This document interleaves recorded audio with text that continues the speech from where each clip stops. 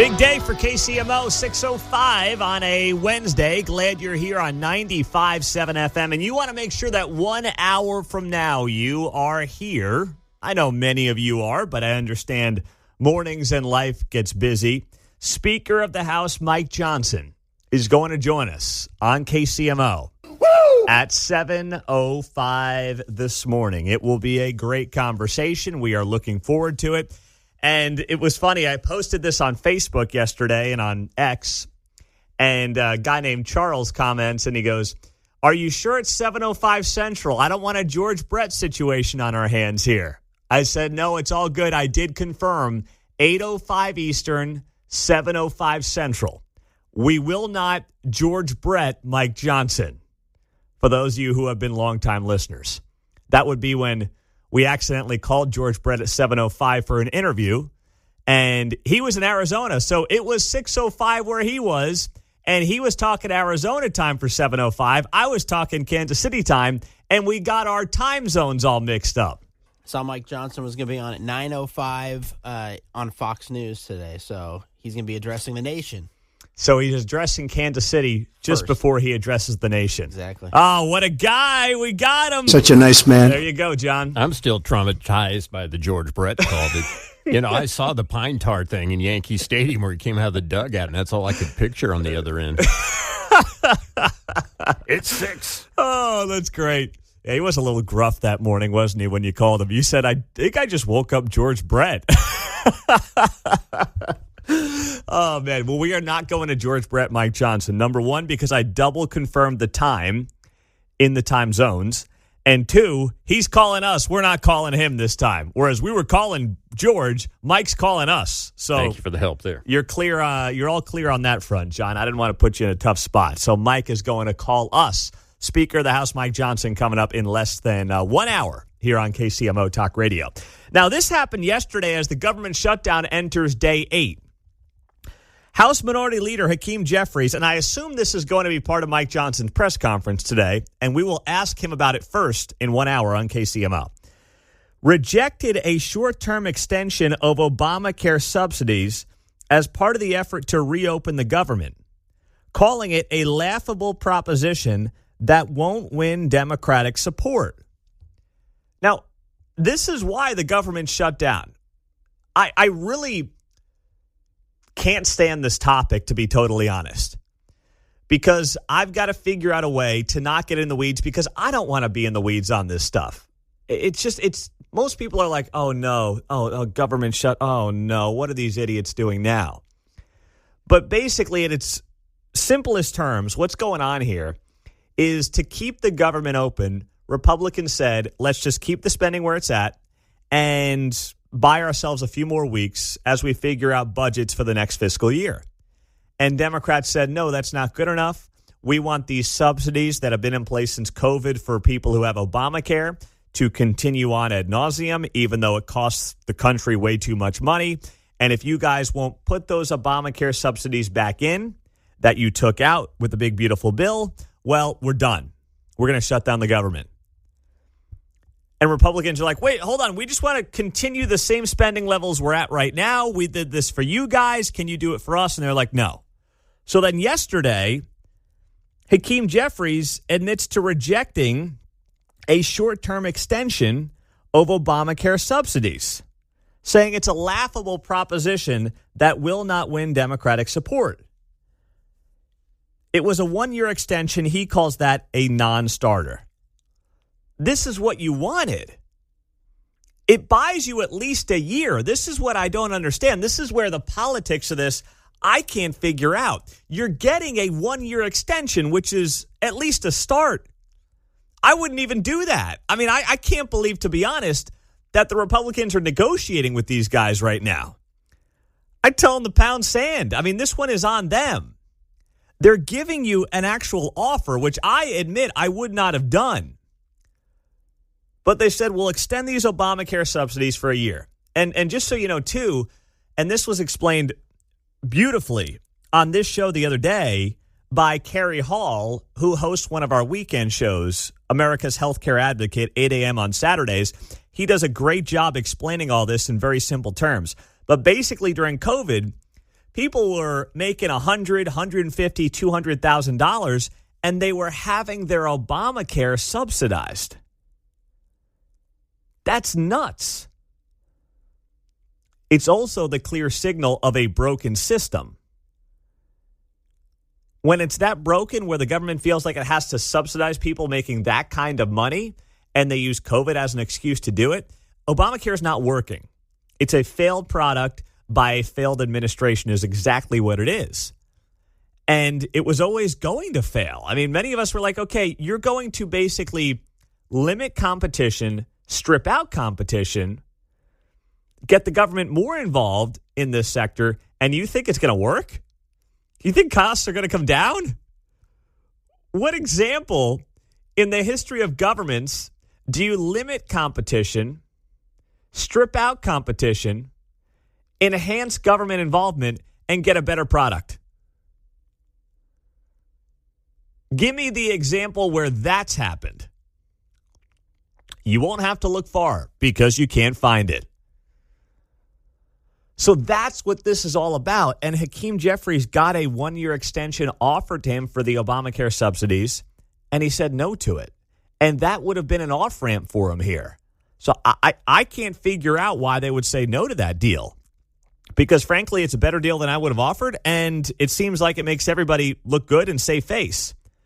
And instead, we're back where we've been for the last 8 days or so. Now, you do have air traffic controllers who apparently are not walking off the job, but yesterday was a messy day for flights around the country because of the shutdown. And what you've got is air traffic controllers who are more or less, I don't want to say they're going on strike, but they're taking off because they don't know when or where their next, well, they know where their next paycheck is coming from the government, but they don't know when it's coming.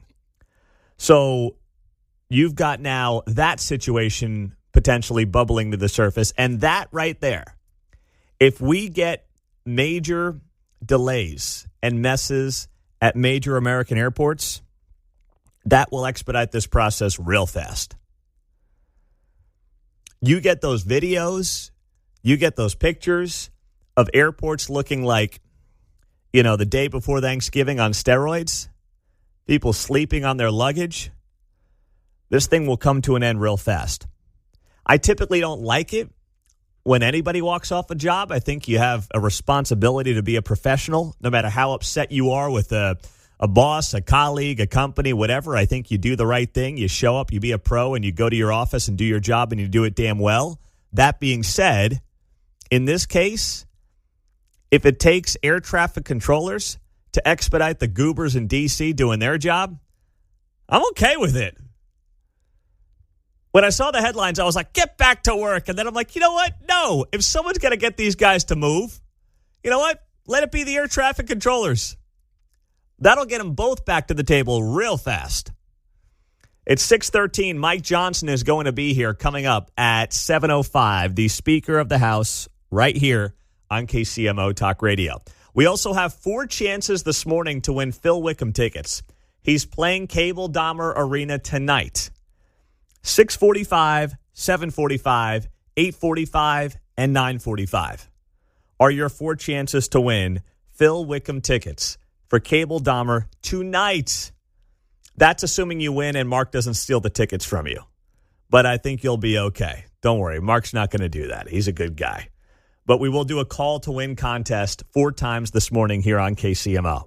Coming up, I'm not going to lie. I saw the headline and this totally threw me off in the Kansas City Star. I'm glad I wasn't reading what I thought I was reading. I'll explain it next on 95.7 FM, KCMO. Does the name Amal Clooney mean anything to you? Like, just right out the top of your head. Just listen to that name. Does that name mean anything to you at all? It didn't to me. Maybe it should have. But as I'm scrolling through, think about this, right? I'm getting ready for the show last night. I'm doing what I do. We put the kids to bed, and I start looking at the news for the next morning and what we want to talk about. And I just see this headline. It says, Amal Clooney chops off 8 inches. And I'm like, whoa. I mean, these days, someone's chopping off 8 inches. It means a whole different thing than it meant maybe just a few years ago, right? But I see this headline, and I just see the first part of the headline saying, Amal Clooney chops off 8 inches, ... of her hair. I'm like, whew, 8 inches is a lot. I know. I was like, you got 8 inches? You're chopping it. What are you doing? Jeez, you can't be doing that. You were blessed. Hey, you're chopping off 8 inches. Thankfully, I had to read the rest of the headline in the Kansas City Star. Amal Clooney, the wife of George, chops off 8 inches of her hair and debuts bubble blowout. So this is the kind of stuff the Kansas City Star is all over. You know, the newspaper of record in Kansas City. All over Amal Clooney chopping off 8 inches of her hair. I'm just saying, you got to be careful with these headlines these days. People are going to misinterpret this stuff with the world that we live in. I'll just leave it at that. All right? Now, I was reading the Kansas City Star, and they had some really good letters to the editor, which talk about a bombshell. I couldn't believe. I'm like, I don't know if our listeners got a hold of the Kansas City Star and just started writing a bunch of letters to the editors, but it was outstanding yesterday. Here was one letter to the editor. As excitement and hype grow about the Kansas City streetcar, it's important to remember the truth behind it.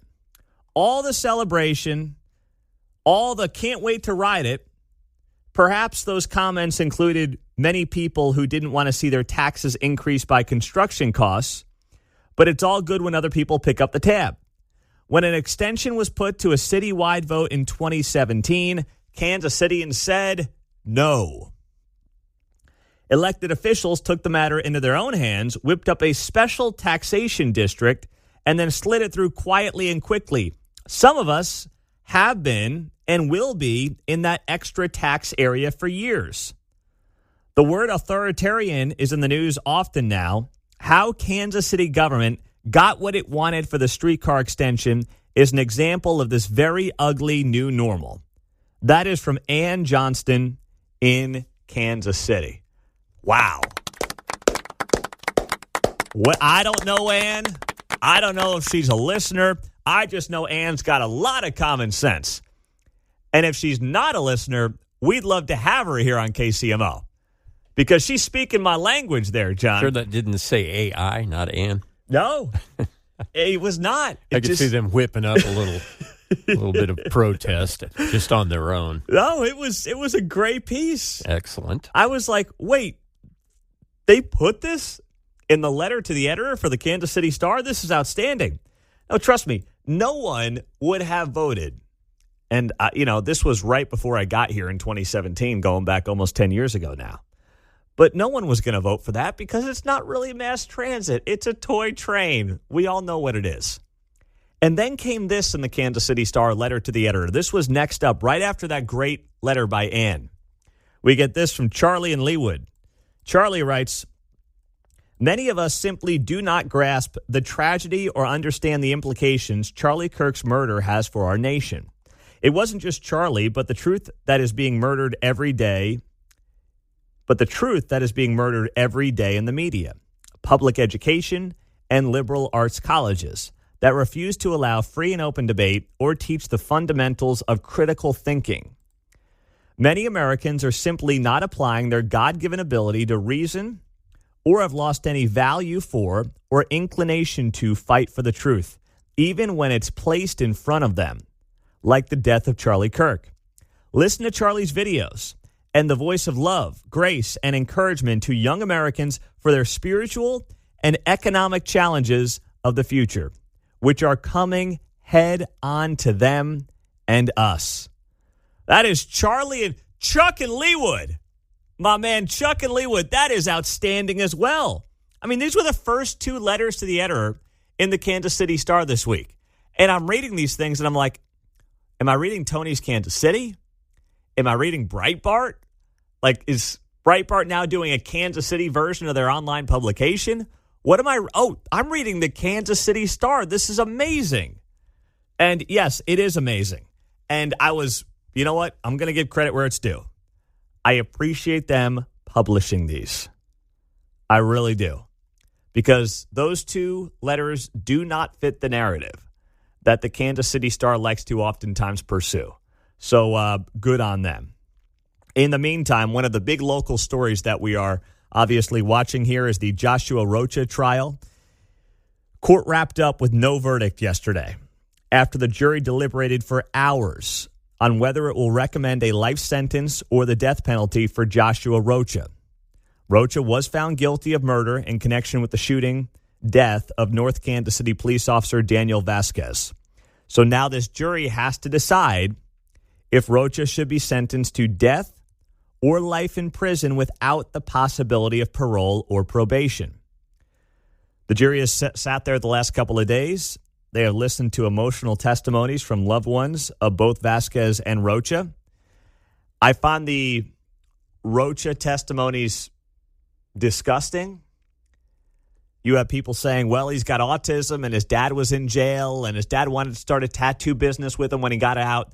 They're trying to humanize a man who murdered a cop over a routine traffic stop. I can't do it. Now, I admit I've struggled with the idea of the death penalty more so than I ever have in my life. I've questioned it over the last few weeks. And many of you emailed me about this yesterday. And you cited specific verses in the Old Testament and the New Testament, which, as you interpret them, would suggest the death penalty to be okay. And I've seen those as well, and that's why I admit I've struggled with it. I don't think the interpretations are black and white in that specific instance, but I do understand it. I still struggle with the concept more than I ever have. I don't know why, but I just find myself on this specific issue not moving away from it, but just questioning it. That being said, when it comes to Joshua Rocha, I'm not going to sit here and say that we should lessen the penalty because he had a bad upbringing and he might have autism. That is not a reason to do it. It's just whether or not you morally think it is the right thing to do. And that's why I do not envy this jury at all for having to make that decision on the life of Joshua Rocha. We are 15 minutes away from your first chance this morning to win tickets to see Phil Wickham tonight at Cable Daimler Arena. That's right. 4 chances this morning, 6:45, 7:45, 8:45, and 9:45 here on KCMO. And Speaker of the House Mike Johnson will be on this show in just over a half hour. Do not miss it on KCMO Talk Radio 95.7 FM. Oh, look at this, man. These local media guys and gals in Kansas City, they are a mile behind us. They really are. Headline right now on Fox 4, Clay County leaders hopeful the Royals will move to North Kansas City. Yeah, you mean the story that we broke, what, was that 2 days ago now on this show? Or was it yesterday? Yeah, I guess it was. Yeah, it was Monday we were talking about It was. this. It's been a long week with that game, and it all drags out. I know, you're right. You're right. When you lose Monday Night Football, it really becomes a long week, man. A long week. So I figured they just listened to the show, and it took them overnight to get it done and put it up. Exactly right. I saw another story yesterday talking about the Royals fan that was suing the Royals. That was like, Yep. what, a week and a half ago Yep. that you had that guy on? Oh, yeah, that Michael Liberty guy. Yeah. That's Wow. up online right now. We need some promos around how the local Kansas City media is literally 10 days behind the news cycle on KCMO. But, yeah, how about that? I mean, they're literally doing a story now talking to leaders in Clay County. Guys, they're not going to give you anything, okay? You got to work this thing through sources. Jerry Nolte, who I love, he's the head of the Clay County Commission. He's not going to give you anything on camera for Fox 4. This is all filler. You got to actually find the sources to get the information. And you heard it here first on KCMO that on Monday, talks are progressing in Clay County. And the Royals are spending money for due diligence in Clay County. There you go. Defining progress. Royals spending money. Absolutely is progress. Yes, no, you're right about that. I'm just That's laughing a step. because there were responses to me on social media saying they should spend money on some bats and the outfield. It's like, okay, well, this is Different kind of revenue stream. Yeah, exactly. Different revenue stream, but I appreciate the passion from the fans. I really do. Trust me. I get it. Oh, my gosh. And I did hear that the old Bulldog there was kind of annoyed down the dial because I guess he's in the back pocket of somebody in Overland Park. He's all against Trying North to make Kansas that City. happen, isn't he? He's really trying to make Overland Park happen. I don't get it, man. Worst location I've ever thought of for a baseball stadium at 119th and Null. Literally couldn't come up with a worse one in the Metro if I tried. But to each their own. On the sports front, did you see what Eric Dickerson had to say? I know you're like, wait, no, I don't care what Eric Dickerson. No, you should care. Eric Dickerson says if Bad Bunny dislikes the U.S., he can keep his ass in Puerto Rico. That's my man right there. Let's go. Woo! How about that, Eric Dickerson? Take a listen to what he had to say. He got interviewed by TMZ. It looked like he was at the airport or something. But the Pro Football Hall of Famer and College Football Hall of Famer, I never watched. I'm trying to think. Did I ever watch him play? That's a little before your time, I'm guessing. I mean, I was alive, but I didn't see him in his prime. You say maybe you're 4, 5, 6. Yeah, I was young. The Pony Express. And I was not, when he was with SMU, I was not alive. I didn't see his heyday with the Rams. I would have been alive for the end of his playing days. But, I didn't see Eric Dickerson in his prime. But I'll tell you what, his mouth is still working great. Let's talk about the Super Bowl halftime show. There's all this controversy over it. However, what do you think musically? Do you think it was a good choice? Well, first of all, I don't even know who the hell the guy is. I've never heard of him. I'm not even big into music anymore. What's his name? Bad Bunny. What the hell is Bad Bunny sing? I would know one thing. I don't know any songs myself. I don't know one of Bad Bunny's songs, but if Bad Bunny don't like the United States, keep his ass where he at. Don't come over here singing. I'm not surprised the NFL to do something like this. That's how they have that political crap. They like they good guys and they not. But Bad Bunny keep his. Where's Bad Bunny from? He's from Puerto Rico. Keep his Puerto Rico. You don't want to. If you don't like the U.S., keep his ass over there. Apparently, Puerto Rico is part of the U.S. I know, but still, if you don't want, he don't like the U.S. I mean, don't come in and perform. A lot of parents are. Well, he's making too much sense here. Eric Dickerson, if he doesn't like America, stay in Puerto Rico and don't perform here. Eric Dickerson, a Hall of Famer, is making all the sense in the world right now in this interview with TMZ. He literally is basically taking my monologue from a couple of days ago and repurposing it to TMZ, which it's all yours, Eric. Please take it. Take it and run with it, man. But this is where, I did have some people reach out after I was ripping Bad Bunny the last couple of days and be like, I don't really care about Bad Bunny. It means nothing to me. No, if you love this country, if you respect the country, and the last great thing we have that unites us is the NFL, and of course the highlight of that is the Super Bowl, and you've got a guy who basically says, if you don't speak Spanish, we'll figure it out in the next 4 months before I play. Do you realize how disrespectful that is? How obnoxious that is? How unappreciative that is? So Eric Dickerson, in this TMZ interview, is all of us yesterday. Kind of up in arms because some of his content's kind of adult. Yeah. He talks about partying, women, this and that. What do you make of that? Is that okay? I mean, what songs don't? What about the rappers? I mean, hey. Like I said, I heard some stuff he said about the United States. So, I'm from the U.S. I love my country. And if you don't like the United States, get your ass out here. Don't come over here. Do you think the NFL kind of puts this in place so people have conversations to make controversy? Because it seems like sometimes they might do that, right? The NFL is crooked than the federal government. The NFL is more crooked than the federal government. The Bad Bunny headline is getting the attention, but that's a great sub-headline for Eric Dickerson. The NFL is more corrupt than the federal government. What a line. Get this guy a TV show somewhere. Get him a spot here on KCMO. We'll get it sponsored. I don't care. Eric Dickerson is just firing off gems here left and right. We're a minute 15 into the clip, John, and Eric Dickerson hasn't said one thing that's uninteresting yet. You opened up the little segment saying his mouth still works. It's working as well as his legs did in the NFL, my friend. Yes. He's gaining yards as we go here. Oh, this is great. The NFL is more corrupt than the federal government, says Eric Dickerson to TMZ. And he wasn't done there. He's crooked than the federal government ever be. So, I know the NFL is. They don't care about their players. So corruption from the top. Don't give me on no, I know. Yeah. We know that the elites all over are pretty corrupt, right? Money makes people corrupt. Right. Would you say? NFL is ultra corrupt. Yeah. I don't know if it's true. Bad Bunny says something about the U.S. Don't come here and perform. Yeah. Don't come here. Stay in the country. I know U.S. Puerto Rico is part of the U.S., but it's not. It's not the U.S. That's what I look at it, you know. That's what I mean. I just feel like that.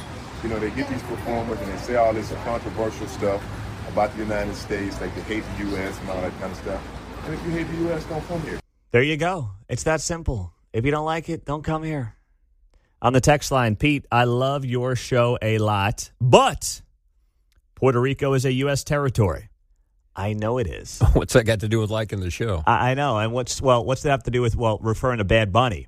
That's not my point. The point is, this guy just did 31 shows in Puerto Rico, right? And he clearly has thumbed his nose at the United States and at this idea that because he doesn't sing in English, we should all learn Spanish for him. No, you are performing at the most iconic event in not just the country, but the world for that matter. But it is obviously an American institution. So Puerto Rico being a U.S. territory is irrelevant to me. And yes, I know Bad Bunny speaks English, but Bad Bunny does not sing in English. That's the point. Bad Bunny's not going to sing his songs in English at the Super Bowl. So that is my issue with Bad Bunny's approach, especially when he goes on SNL on Saturday and is like, get your Rosetta Stone. Yeah, I'm taking his advice. I'm going to lend you mine. I got mine in the mail yesterday. It's Bad Bunny. Yep, Bad Bunny. So make sure we say it that way, right? Oh, man. Well, I'm working on the pronunciations. We can all share that Rosetta Stone is what you're telling me. So we get a 3-for-1 deal here. Sure. So you use it first, I'll take it, and then we'll give it to Mark. Bad Bunny. All right. I've been sitting here the last couple of days thinking about it, and I think it's SNL. I'm not blaming Bad Bunny. I think it's the SNL writers who forced him to go out there and say it. Really? I think so. It's woke SNL. It's woke SNL. Okay, well, you know what? Then I have less respect for Bad Bunny because he got played by SNL there, Well, Mark. Exactly. They're looking for somebody that will speak what they think. Come on. Oh, geez, Mark. You're trying to bail out Bad Bunny, and you just made him look even worse in my book. Bad Bunny. Jeez, I enough. don't care much about him. You mustard move. I was watching the local news last night. Channel 9, the 6 p.m. local news broadcast. Sometimes I'll watch it on delay. 6 p.m. is not exactly a good time to be flipping on the TV in our house when you got 3 little kids. It's bath time. You're cleaning up from dinner. There's just a lot of moving parts and a lot of noise. A lot of noise with 3 little girls that I don't remember experiencing in my house growing up with 3 little boys. But it's just a lot of noise. So kids go to bed. I pop on. What are you laughing at in there? You mentioned that girls are noisy. When boys are quiet, something's going on. Something's up. That's the problem there. Well, the thing with boys is the noise is like someone banging into a wall or, body slamming each other. With girls, it's just loud. It's noisy. And I get enough of that 6 to 10 in the morning. But then I got to take a break and go home. So between like 10 and 4, I try to not to move my lips as much as possible. I got to reset for the big night session. But anyway, I turn on the 9 o'clock or the 6 o'clock news, Channel 9 KMBC, and I watch them all, but I happened to pop on Channel 9 last night, and they're doing the story on the police department introducing new UTVs. And they're going to use these UTVs basically,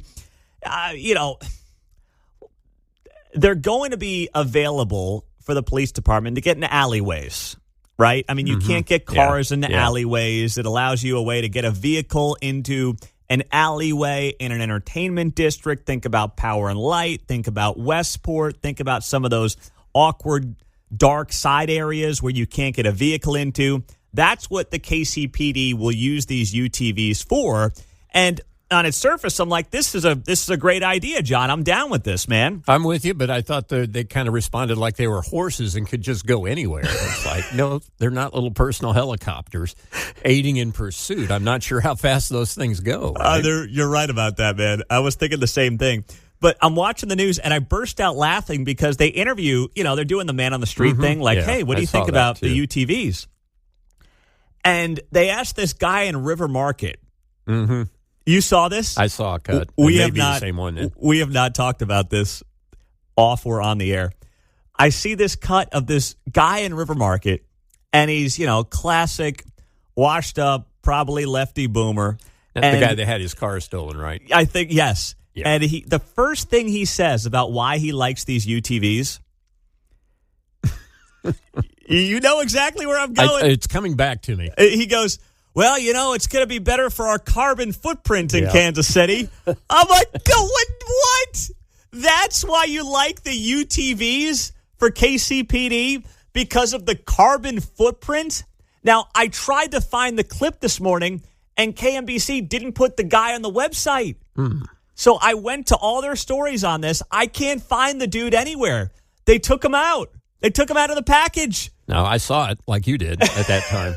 Because maybe they realized how ridiculous it was to have this guy at River Market being like, oh, yeah, I support the UTVs with KCPD because, well, it will reduce our carbon footprint. Bro, we got 180 people getting killed a year in this town, and you're worried about the carbon footprint from KCPD. Right. It's like horses would have been even greener. No. Well, of course, they didn't want the horses. Methane, too. So Yeah. maybe not. Remember during the George Floyd Summer of Love, they didn't want the horses either. Because the horses were big and scary. Well, we had horses and had to cut back on that. Exactly. They got rid of the horses. Now they brought the horses back. Can you see these UTVs and they're pursuing guys at the sideshow? Just play the Benny Hill theme. Guys tipping over, falling at them like golf carts. They almost look like hot rod golf carts, right? Yes.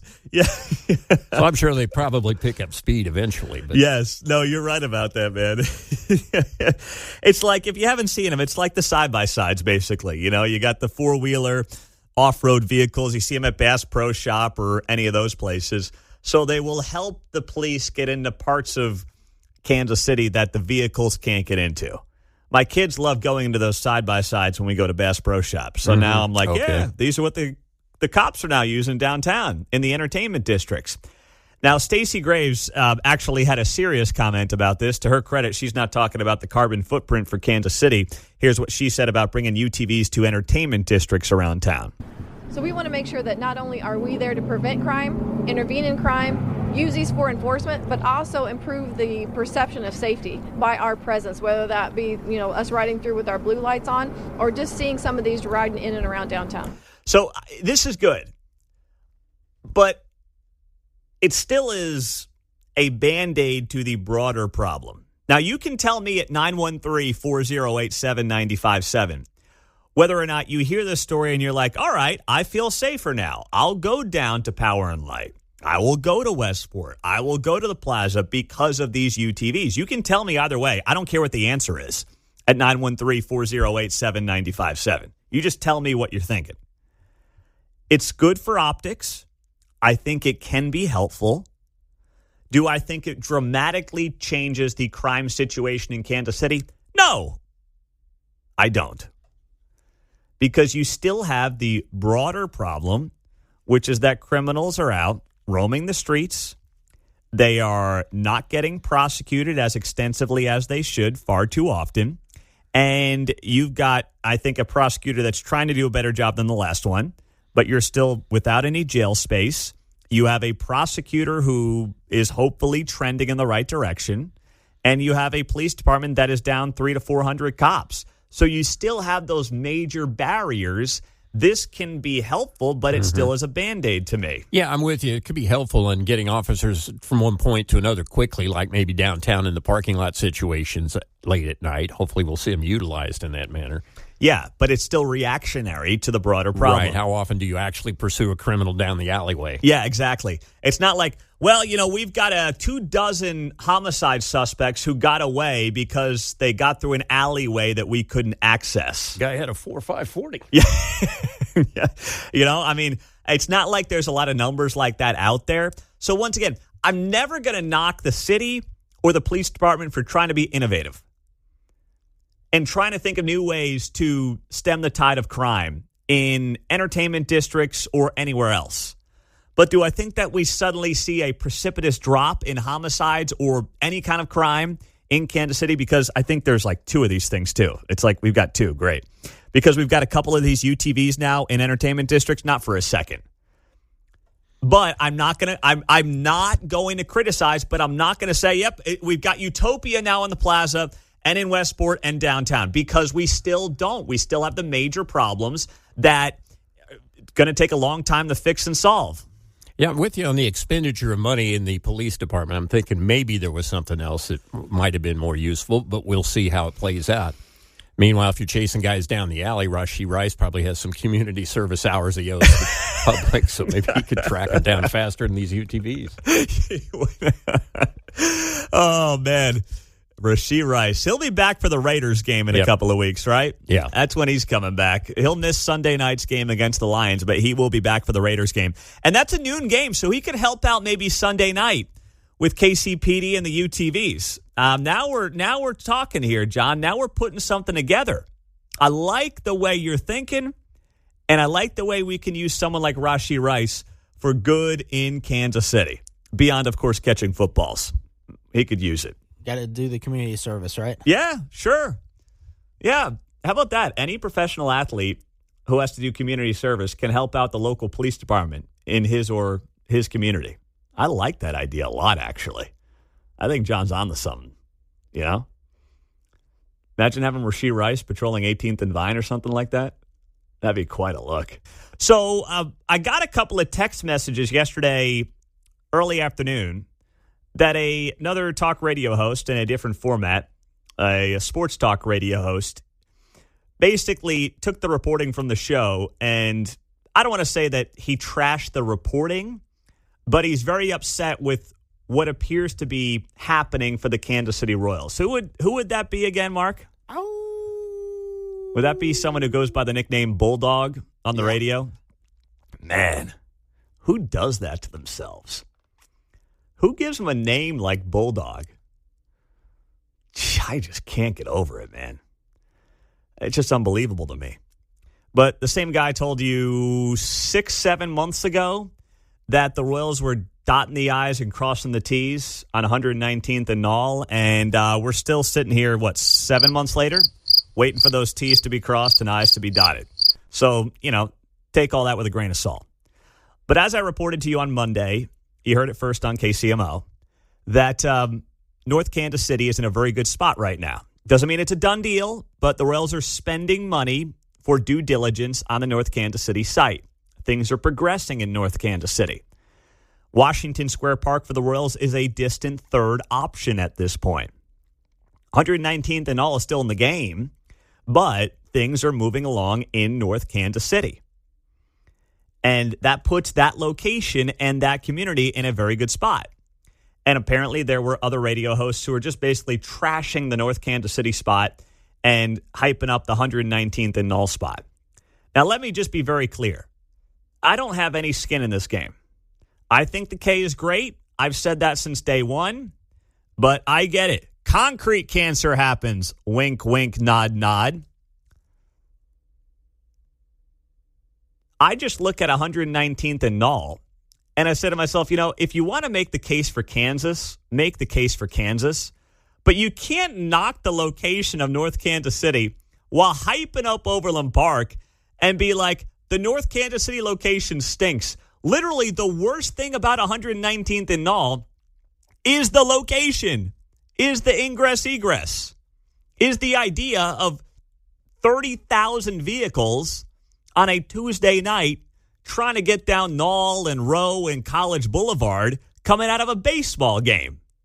Literally, the worst thing that 119th and Knoll has going for it is its location. And the idea that you've got thousands of people within a few square miles with very nice homes and very nice, quiet suburban community who do not want any part of that kind of traffic 81 nights a year. And if I lived in that part of town, I wouldn't want that either. I'd be fighting this thing tooth and nail, and you would think that that part of town would be a little more vocal. They're getting there, which I respect. But even so, I have not heard as much from those communities, those neighborhoods around 119th and Knoll and Rowe and College and that kind of part of town. I have not heard enough from them over the last few weeks as this story has continued on. So when you look at it, you say to yourself, okay, why would somebody be that critical of the North Kansas City location?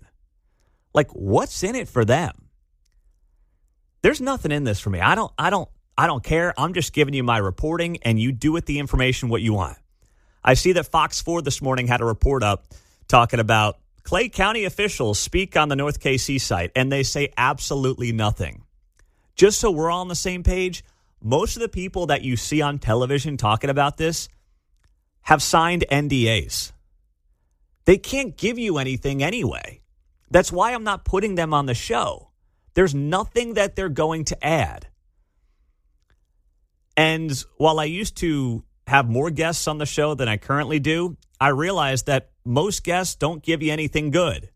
So we've kind of scaled those back unless we feel like they can add something for the audience. And I'm telling you, the people that you're seeing on television news locally in Kansas City talking about the stadium are people who either don't know anything or can't say anything.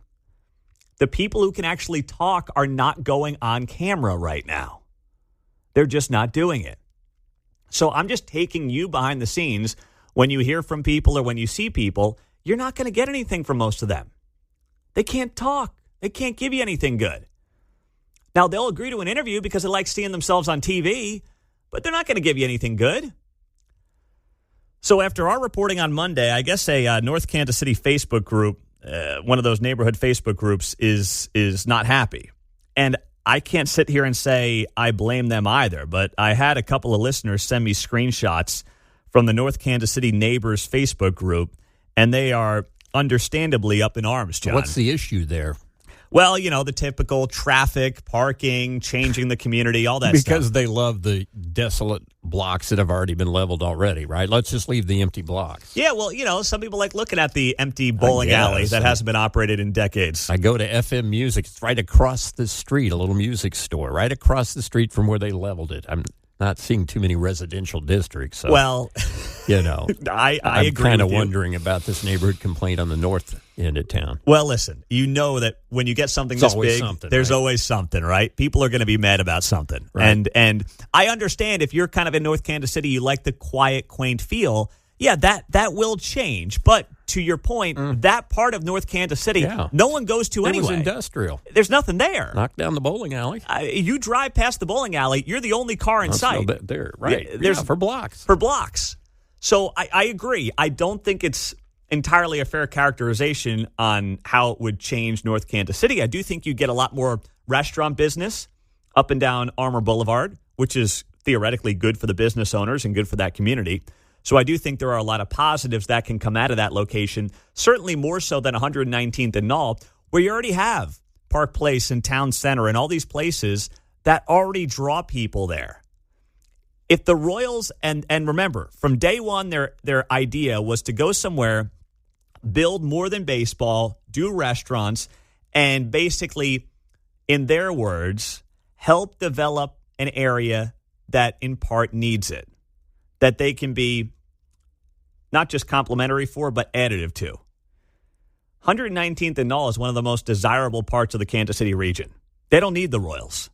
In fact, they may only hold back some of those businesses in that area because suddenly you'll be like, I'm not going to dinner here on this night. I'm not going to shop here at this time because of Royals traffic. It messes up a lot of things for a lot of businesses 81 nights a year. It's not like it's football where you got 8-9 games. We're talking 81 nights a year. And God willing, we have an answer here by the end of the month.